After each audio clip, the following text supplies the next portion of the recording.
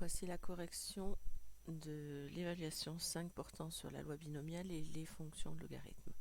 Donc, dans cet exercice, il sera demandé d'arrondir les résultats à 10-3 près. Et l'énoncé est le suivant. Une entreprise produit des stylos en grande quantité. La probabilité qu'un stylo présente un défaut est égale à 0,1. On prélève dans cette production, successivement et avec remise, 8 stylos.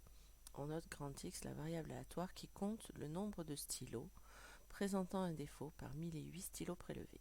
Première question, justifiez que grand X suit une loi binomiale dont vous préciserez les paramètres.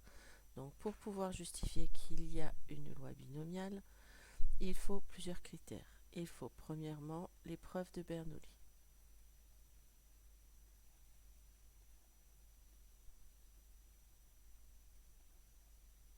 L'épreuve de Bernoulli, c'est il y a seulement deux issues ici.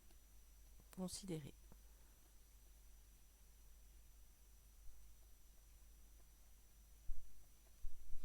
Deux issues considérées.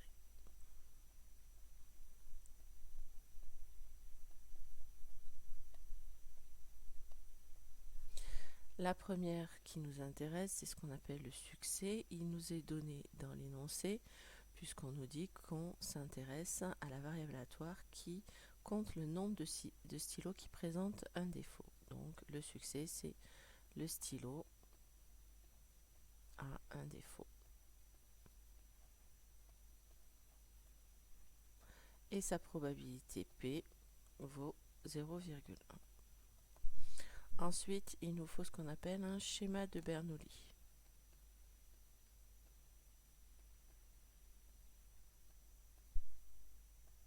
Le schéma de Bernoulli, c'est la répétition. Ici, on répète 8 fois.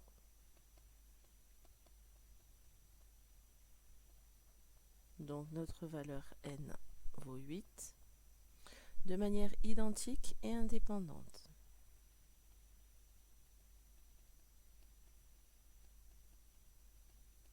Qu'est-ce que ça veut dire? Ça veut dire que à chaque fois que je prélève un stylo, cela n'influence pas le résultat suivant.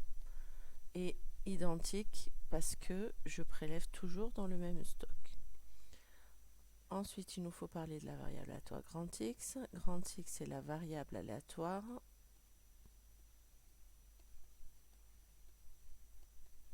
qui compte le nombre de stylos avec défaut.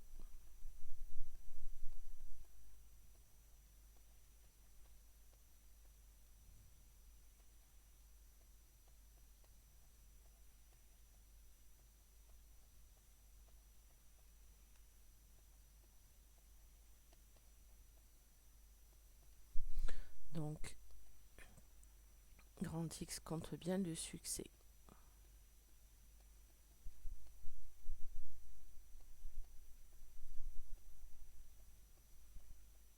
Avec tous ces critères, on peut en déduire que grand X suit une loi binomiale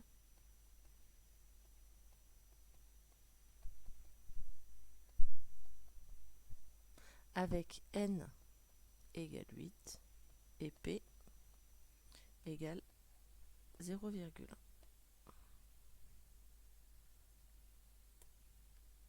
On poursuit avec la question 2 où il est question de calculer des probabilités. Alors voyons comment calculer les probabilités avec la calculatrice Numworks. Alors pour cela il faut être déjà en mode probabilité, ensuite probabilité et puis loi binomiale. On rentre la valeur de n qui ici vaut 8, la valeur de p qui vaut 0,1. La probabilité de la question 2 est de calculer la probabilité que grand X soit égal à 3. Donc, il faut sélectionner ici la bonne probabilité, c'est ceci. On voit apparaître probabilité que X soit égal. Il suffit de rajouter 3 et on obtient la valeur. Passons maintenant à l'utilisation de la calculatrice TI. Donc, pour utiliser la calculatrice TI en mode statistique, en mode probabilité, il faut faire seconde distribution, puis on sélectionne notre loi binomiale qui nous intéresse. Donc pour la question 2, la probabilité que grand X soit égal à 3, c'est binôme FDP. Le nombre d'essais ici, c'est 8. La valeur de P, c'est 0,1.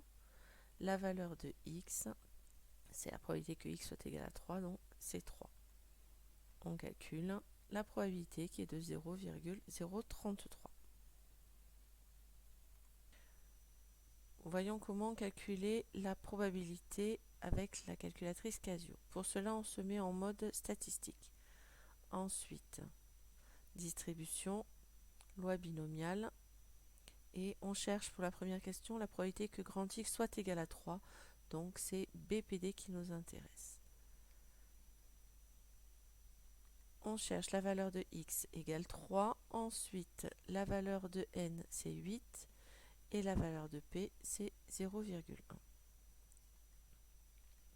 On trouve probabilité que grand X égale 3 qui vaut 0,033.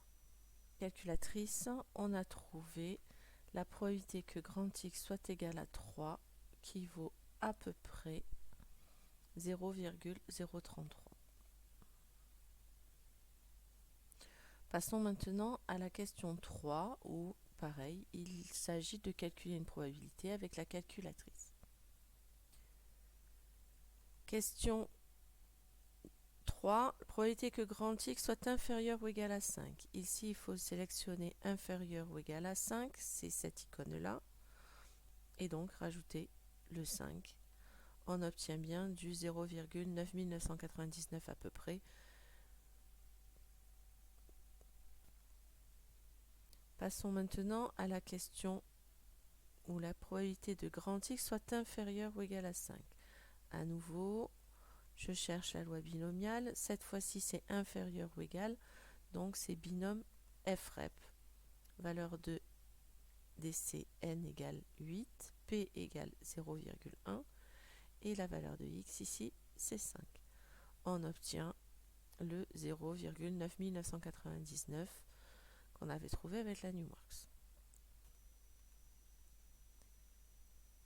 Calculons la probabilité que grand X soit inférieur ou égal à 5. Toujours loi binomiale, cette fois-ci c'est inférieur ou égal, donc c'est BCD. La valeur de X c'est 5, la valeur de N c'est 8, la valeur de P c'est 0,1 et donc on trouve une probabilité de environ 0,9999. Avec la calculatrice, on a trouvé que la probabilité que grand X soit inférieur ou égal à 5, elle vaut à peu près 0,9999, donc arrondi à 10-3 près, ça fait quasiment 1. Question 4, calcule la probabilité qu'il n'y ait aucun stylo avec un défaut. Ici, on cherche la probabilité que grand X soit égal à 0. Question 4, probabilité que grand X soit égal à 0, donc on sélectionne égal à 0, et donc on trouve une probabilité de 0,430. Question 4, la probabilité que grand X soit égal à 0. On cherche binôme FDP, donc le nom d'essai 8, valeur de P 0,1 et la valeur de grand X c'est 0. On obtient 0,430.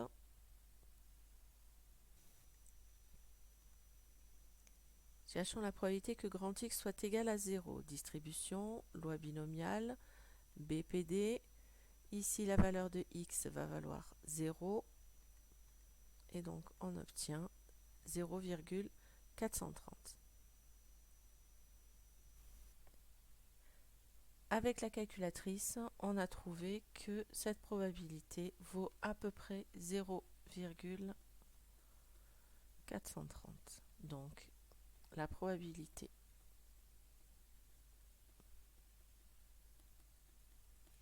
qu'il n'y ait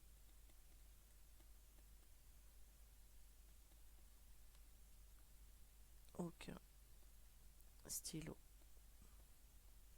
avec un défaut est d'environ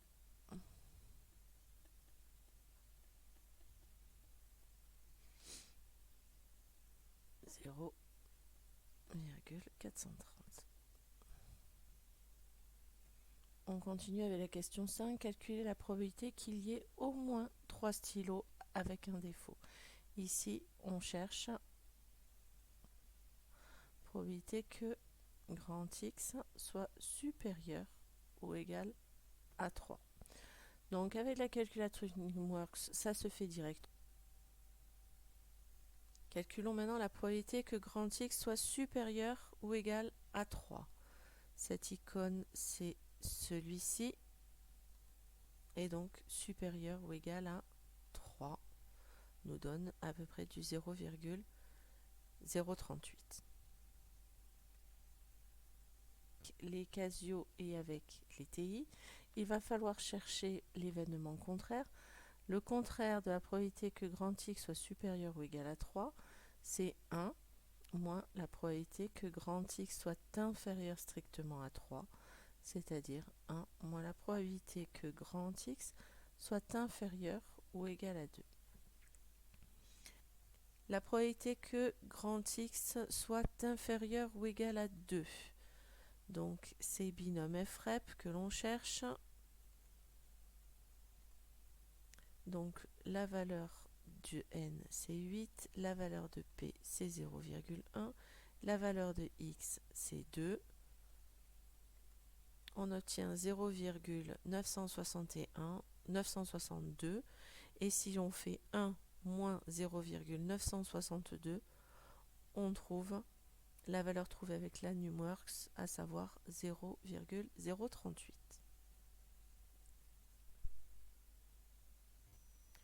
Nous devons maintenant calculer la probabilité que grand X soit égal, inférieur ou égal à 2.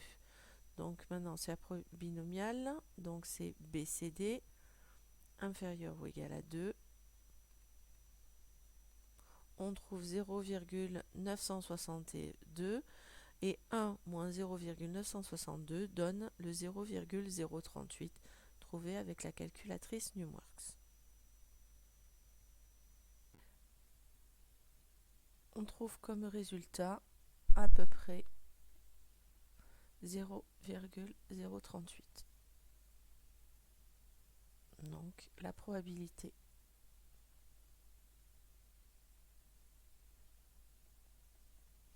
qu'il y ait au moins 3 stylos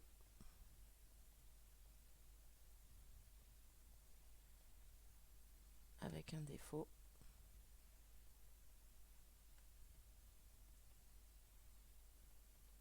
est d'environ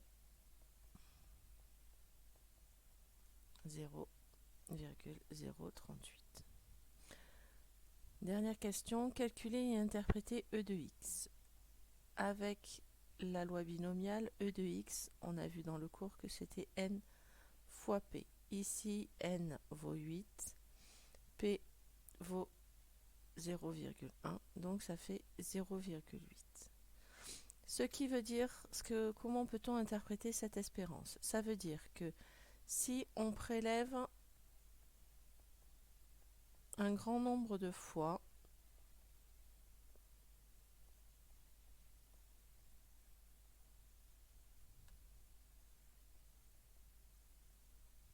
des lots de 8 stylos,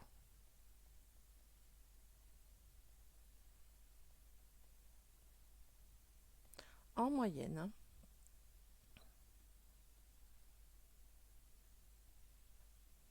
on aura 0,8 stylos présentant un défaut.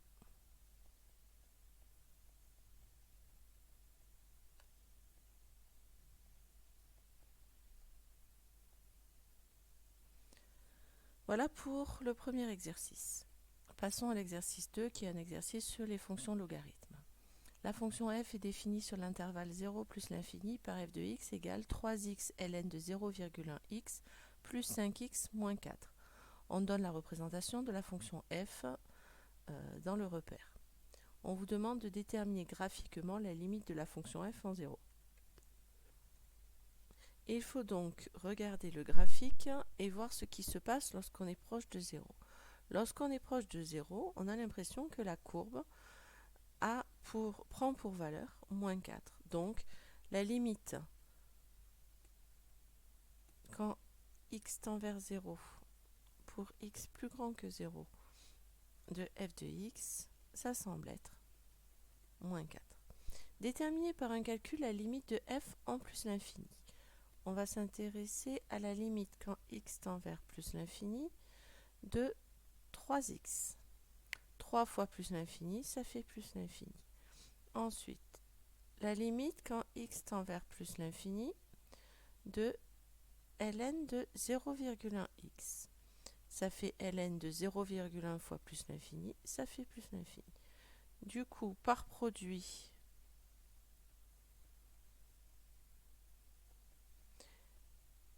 limite quand x tend vers plus l'infini de 3x ln de 0,1x, ça va nous faire plus l'infini. Il nous reste la limite quand x tend vers plus l'infini de 5x moins 4, ça fait 5 fois plus l'infini moins 4, ça fait plus l'infini. Et donc, la limite quand x tend vers plus l'infini de f de x, ça sera plus l'infini. Question 3, montrer que f' de x est égal à 3 ln de 0,1x plus 8. Là, nous avons plusieurs fonctions. Nous avons f de x qui est égal à 3x ln de 0,1x plus 5x moins 4. Ceci, c'est de la forme u fois v, avec une fonction v qui va être elle aussi une composée. U, c'est 3x, v, c'est ln de 0,1x, c'est-à-dire que c'est de la forme ln de w, avec w qui vaut 0,1x. Il nous faut la dérivée de 3x, c'est 3. La dérivée de ln de w, c'est w' sur w. Il nous faut donc w'. La dérivée de 0,1x, c'est 0,1. Ce qui nous donne en fait 0,1 sur 0,1x, ce qui nous fait en fait 1 sur x. On obtient donc pour notre fonction dérivée f' de x, ça va être donc de la forme u'v plus uv' plus la dérivée de 5x moins 4 qui est plus 5.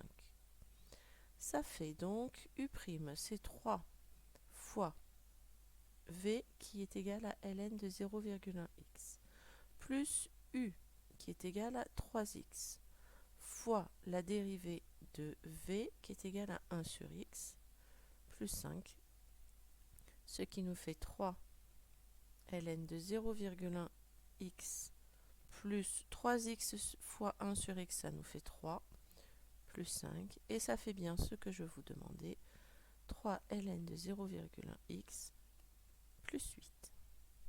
Passons à l'étude de cette dérivée maintenant. Il nous est demandé d'étudier le signe de cette dérivée. Donc notre dérivée f' de x, c'est égal à 3 ln de 0,1x plus 8. Pour pouvoir étudier le signe de f' de x, il va falloir résoudre l'inéquation f' de x, par exemple, supérieur ou égal à 0. Ça, c'est équivalent à 3 ln de 0,1x plus 8 supérieur ou égal à 0, c'est-à-dire 3 ln de 0,1x supérieur ou égal à moins 8, donc ln de 0,1x supérieur ou égal à moins 8 sur 3. Pour se débarrasser du logarithme, il faut passer à l'exponentielle dans chacun des membres. Donc ça fait exponentielle de ln de 0,1x qui est égal à exponentielle de moins 8 sur 3, ce qui nous donne 0,1x x supérieur ou égal à exponentielle de moins 8 tiers, et donc x supérieur ou égal à exponentielle de moins 8 tiers sur 0,1. On en déduit donc le tableau de signes suivant de notre fonction f. Donc on travaille sur 0 plus l'infini. 0 étant exclu, on n'oublie pas cette double barre que vous avez tendance à oublier, qui signifie que 0 est une valeur interdite. Exponentielle de moins 8 tiers sur 0,1, c'est une valeur positive, puisque je vous rappelle que exponentielle de n'importe quoi est un nombre positif. Donc là, on va mettre le signe f' de x. On vient donc de voir que si la fonction f, si x est plus grand que cette valeur, notre dérivée est positive, et donc ici elle est négative. Donc on en déduit les variations de f qui sont les suivantes. Elle est décroissante, puis elle est croissante. La limite en 0, on l'avait vu graphiquement, c'était moins 4. La limite en plus l'infini, c'était plus l'infini. Et la question 5, c'est déterminer la valeur du minimum de f, c'est-à-dire qu'il faut calculer f2 exponentielle de moins 8 tiers sur 0,1. Si j'utilise donc la calculatrice pour calculer 3 exponentielle de moins 8 tiers sur 0,1 fois logarithme de 0,1 exponentielle de moins 8 tiers sur 0,1 plus 5 fois exponentielle de moins 8 tiers sur 0,1 moins 4. La calculatrice me donne une valeur qui, approchée à 10 moins 2 près, nous donne moins 6,08. Donc la valeur du minimum vaut à peu près moins 6,08. On peut regarder si c'est cohérent avec la représentation graphique qui nous était donnée. Oui, on constate bien que le minimum de la fonction, c'est bien quelque chose qui est juste plus petit que moins 6. Donc la réponse est juste. Voilà, j'espère que cette vidéo vous aura permis de comprendre mieux vos erreurs. N'hésitez pas à me poser des questions si nécessaire.